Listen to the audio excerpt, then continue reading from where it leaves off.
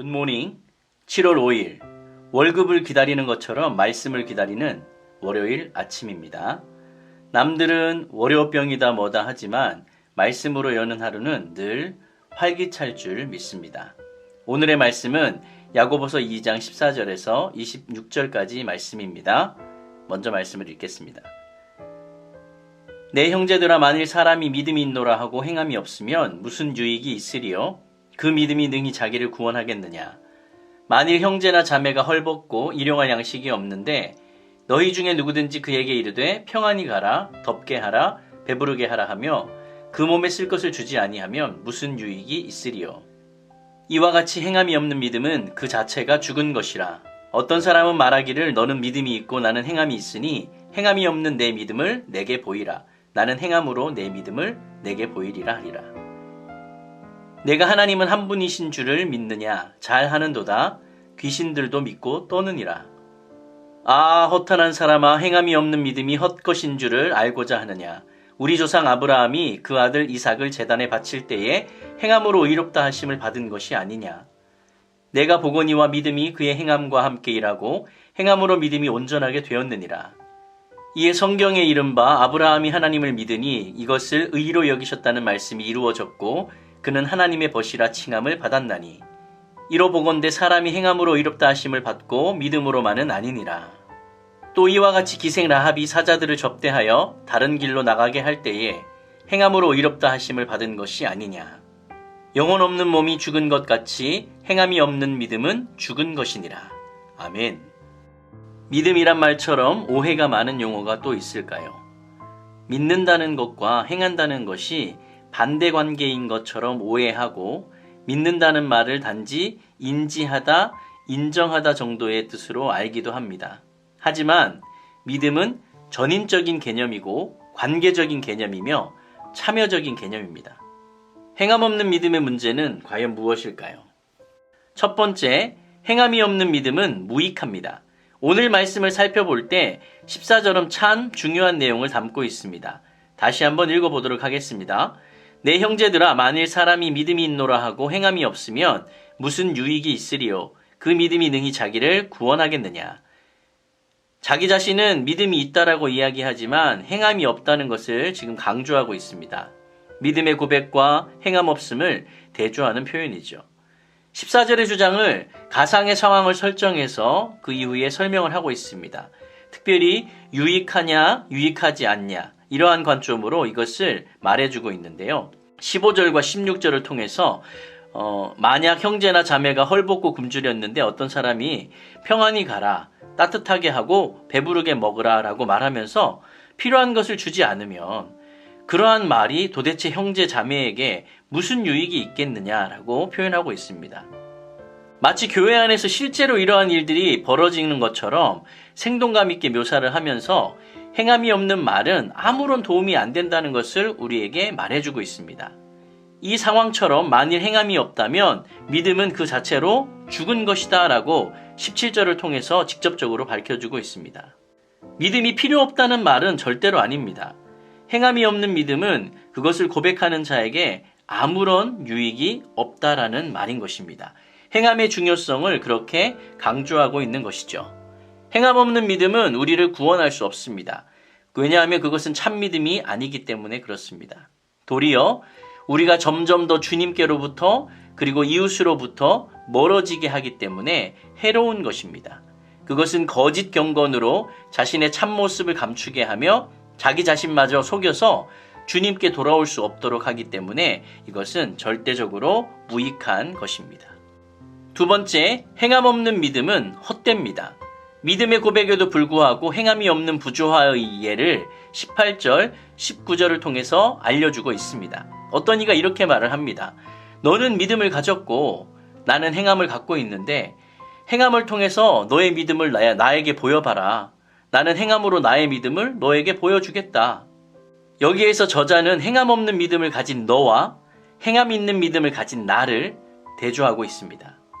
야고보서를 읽으며 오해하지 말아야 할 것은 믿음과 행함이 서로 반대되는 개념이 아니라는 것입니다. 핵심은 무엇이냐 하면 믿음과 행함이 아니라 행함 없는 믿음과 행함 있는 믿음을 비교하고 대조하고 있다는 것입니다. 만약 우리 중 누구라도 이러한 도전을 실제적으로 받는다면 믿음만 말하는 자들은 상당히 당황스럽고 부끄러울 수 있습니다. 그런데 저자는 19절을 통해 더욱더 당황스러운 상황을 연출합니다. 너는 하나님이 한 분이라고 믿는데 잘하는 일이다. 귀신도 믿고 떨고 있다. 이 구절에서 우리가 살펴야 될 부분들은 두 가지입니다. 첫 번째는 잘하는 일이다 라는 표현입니다. 이것은 일종의 반어법으로 하나님을 믿는다는 고백에 코웃음을 치고 있는 겁니다. 또 다른 하나는 귀신의 믿음과의 비교입니다. 지식만 담긴 믿음의 고백은 귀신도 한다라는 그런 거 표현이지요. 19절의 표현은 믿음이란 지식의 고백을 넘어 행함이 수반된 삶의 표현이 되어야 한다는 것을 우리 가운데 강하게 말해주고 있습니다. 행함 없는 믿음은 공허합니다. 속이 텅 빈 과실과도 같습니다. 우리 각자의 신앙 고백은 물론 귀한 것이죠. 하지만 실제로 믿지 않으면서도 입으로 고백하는 것은 그러한 일들도 가능한 일입니다. 물론 거짓말이겠죠.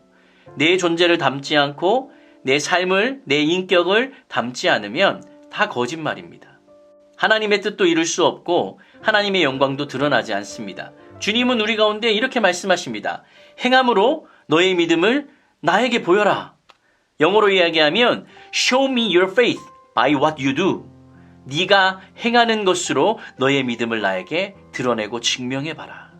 여러분 기억하십시다. 내 믿음을 내게 보이라. Show me your faith. 세 번째로 우리가 기억해야 되는 것은 참된 믿음은 목숨을 거는 믿음이라는 그런 표현입니다. 야고보서 저자가 말하고 있는 온전한 믿음은 과연 무엇일까요? 그러한 믿음을 소유한 두 사람을 지금 오늘 성경에 소개하고 있습니다. 첫 번째는 아브라함입니다. 저자는 창세기 22장에서 이삭을 바치는 행위로 의롭게 여김을 받은 아브라함을 예로 들고 있습니다. 얼핏 보면 24절 내용처럼 믿음과 행위의 대조가 핵심인 것처럼 보이지만, 그리고 실제 종교개혁자들 이후에 수많은 사람들이 다 그렇게 이해를 했지만, 이 저자가 진짜로 관심이 있는 것은 무엇이냐 하면 행위가 없는 믿음, 즉 행함이 없는 믿음과 행함이 있는 믿음을 비교하고 있는 겁니다. 아브라함의 행함은 기존의 믿음을 바탕으로 하고 있습니다. 여러분 22절에 보면요, 행함으로 믿음이 온전하게 되었느니라 라는 표현이 있어요. 이것은 뭐냐 하면 그가 이미 믿음을 소유하고 있었다라는 것을 알려주고 있는 표현입니다. 또한 창세기 15장 6절에 보면 믿음으로 의롭게 여김을 받은 그런 사건이 나옵니다. 그리고 창세기 22장의 사건은 충돌하는 그런 사건이 아니에요. 창세기 15장 6절에서 믿음으로 언약관계를 체결했고 그 안에 들어갔다는 말이고, 창세기 22장은 이제 하나님과의 그 관계 안에서 믿음과 삶이 온전히 의로운 상태로, 즉 행함으로 이것을 드러냈다라는 그런 말입니다. 하나님께서는 그 신실함을 보시고 아브라함을 친구라고 불러주셨습니다. 또 다른 온전한 믿음의 소유자는 바로 라합입니다. 그는 가나안 정탐꾼을 숨겨주는 행위를 통해 의롭다 여김을 받았습니다. 주목할 것은 라합이 그와 같은 행동을 한 이유입니다. 여호수아 2장 9절에서 11절에 의하면 라합은 이스라엘을 위해서 행하셨던 하나님의 일을 들었고 그분을 믿었습니다. 또한 언약관계의 하나님을 의미하는 야훼를 받아들였고 그분만이 참 신이라고 고백을 했습니다. 하나님 사랑의 계명을 순종한 것이죠. 또한 정탐꾼을 숨겨준 것은 형제 사랑의 표현이기도 합니다. 이러한 면에서 아브라함처럼 라합의 행동도 믿음으로 언약관계에 들어간 이미 그런 상태를 삶을 통해, 즉 행함을 통해서 표현한 그런 의로움을 말을 하고 있는 것입니다. 아브라함은 아내 사레의 죽은 태에서도 하나님께서 생명을 창조하실 수 있다는 것을 믿었습니다. 라합은 이스라엘의 하나님이 애굽을 이기신 것을 믿었고 가나안도 정복하실 것도 믿었습니다. 그 믿음으로 라합은 목숨을 걸고 정탐꾼들의 목숨을 숨겨주었습니다.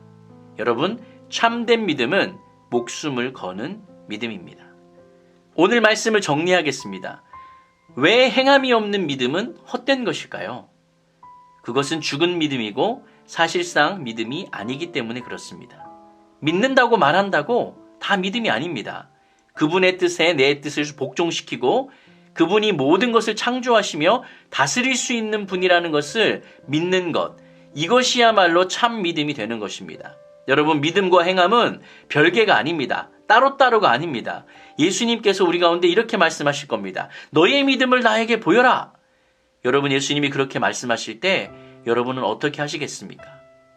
기억하십시다. 행함으로 우리의 믿음을 참된 믿음이 되게 해야 합니다. 참 믿음으로 이 하루를 살아가시는 저와 여러분이 되길 간절히 축원드립니다. 아멘.